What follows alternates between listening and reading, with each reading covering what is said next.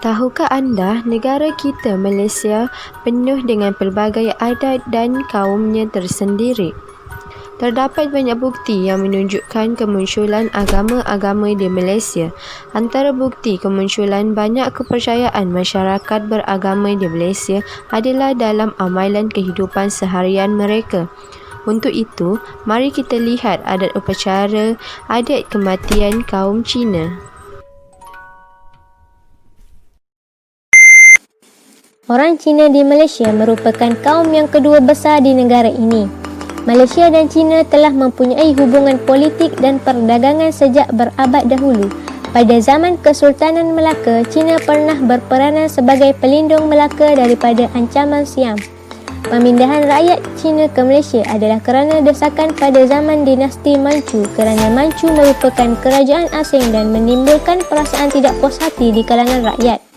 Kedatangan orang Cina ke Malaysia jelas kelihatan pada pertengahan abad ke-19. Phuket dikenal pasti merupakan kawasan memberontak kerajaan Manchu dan juga yang paling hampir dengan Asia Tenggara. Kehidupan yang lebih baik di tanah Melayu juga merupakan faktor yang menggalakkan kemasukan orang Cina. Kebanyakan orang Cina datang sebagai buruh dan tukang kraft. Mereka datang dari seorang diri dari tanpa keluarga kerana berharap untuk memperolehi gaji yang tinggi supaya dapat hantar balik ke China atau membawa ahli keluarga datang ke Tanah Melayu. Kedatangan orang Cina ke Tanah Melayu juga secara tidak langsung membawa masuk budaya, agama dan bahasa mereka. Agama yang dipegang oleh masyarakat Cina ialah agama Buddha. Walau bagaimanapun, ajaran Konfusianisme dan Taoisme juga penting kepada masyarakat Cina. Dalam ajaran Taoisme, percaya bahawa seseorang itu boleh menjadi dewa selepas mati sekiranya dia mati mengikut jalan kehidupan yang betul sebelum mati. Masyarakat Cina begitu berpegang teguh kepada adab resan yang berkaitan dengan soalan-soal kematian. Setiap adat yang dijalankan mempunyai maksud yang tersendiri. Berikut adalah penerangan mengenai adat resan masyarakat Cina berkaitan kematian.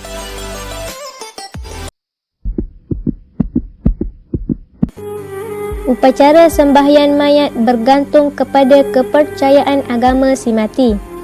Bagi sesetengah masyarakat Cina, anak cucu si mati akan berbisik di tepi keranda untuk menasihati si mati agar melafazkan nama seorang dewa atau Buddha secara berterusan dalam masa 8 jam selepas kematian. Hal ini kerana dipercayai dewa atau Buddha akan datang menjemput roh si mati ke syurga jika si mati berbuat demikian secara ikhlasnya. Ahli keluarga terdekat si mati harus berulang kali berkata di tepi keranda untuk memanggil roh si mati mengikut cahaya putih yang terang dan menghindarkan cahaya kelam dan kabur. Cahaya yang terang dianggap jalan ke syurga dan cahaya yang kabur ialah jalan ke neraka. Semasa mengirim mayat dari rumah ke kawasan perkuburan, pelbagai jenis lagu akan mengiringinya. Lagu tersebut adalah berbentuk agama atau lagu-lagu tradisional masyarakat Cina sebagai lambang kesedihan atau takziah. Tidak kurang juga mereka mendendangkan lagu kegemaran si mati ketika hidup. Lazimnya pemuzik tersebut ditempah khas untuk mengiringi jenazah. Iringan muzik akan bermula dari rumah sehinggalah mayat dikebumikan. Biasanya, iringan muzik tidak akan berhenti-henti supaya si mati dapat dihiburkan sehingga berada di alam akhirat. Lazimnya pada hari tersebut, ahli keluarga si mati akan memakai baju berwarna hitam. Warna lain tidak digalakkan, apatah lagi warna merah yang dikatakan mempersenda si mati dan keluarganya. Baju yang berbunga juga dilarang dalam upacara kematian tersebut.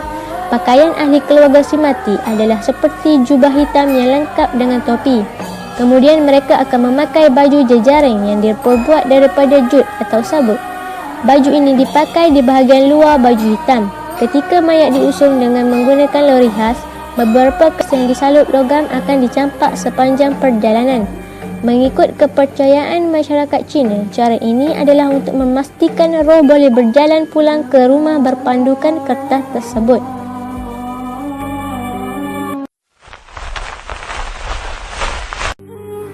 Semasa pengebumian, mayat akan dimasukkan ke dalam liang lahat yang sedia digali dan lubang tersebut haruslah besar supaya boleh memuatkan keranda.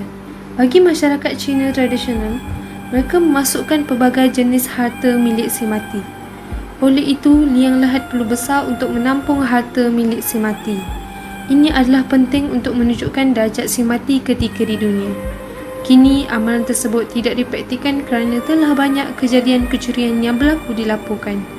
Hanya kertas yang bercop bentuk duit sahaja digunakan bagi mengelak kejadian kecurian seperti mengorek lubang kubur oleh mereka yang tidak bertanggungjawab.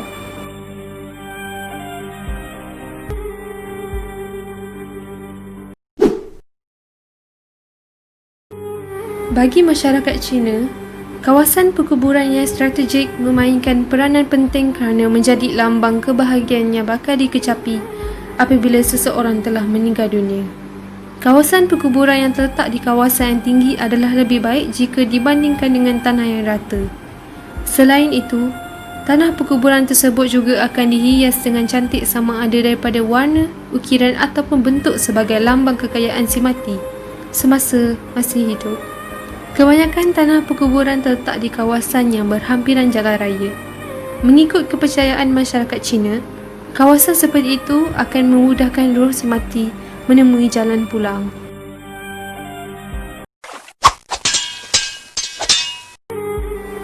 Dalam masyarakat Cina, selepas kematian, ahli keluarga akan menjalani adat berkabung.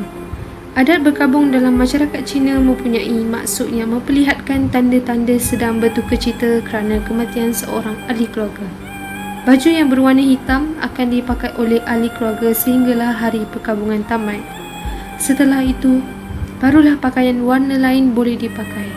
Bagi isteri yang kematian suami atau suami yang kematian isteri akan terus memakai baju hitam tersebut lebih lama sebagai tanda rasa sedih atau duka atas kematian seseorang yang dikasihi.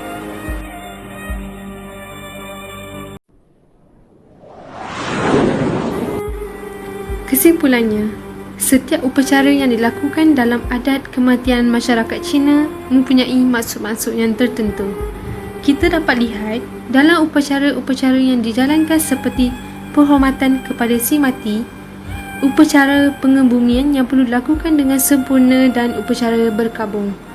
Kematian dapat menyatu padukan orang Cina dan memberi keinsafan dan kesedaran kepada yang masih hidup kerana kematian merupakan satu perkara yang tidak dapat dielakkan oleh sesiapa pun dalam kehidupan.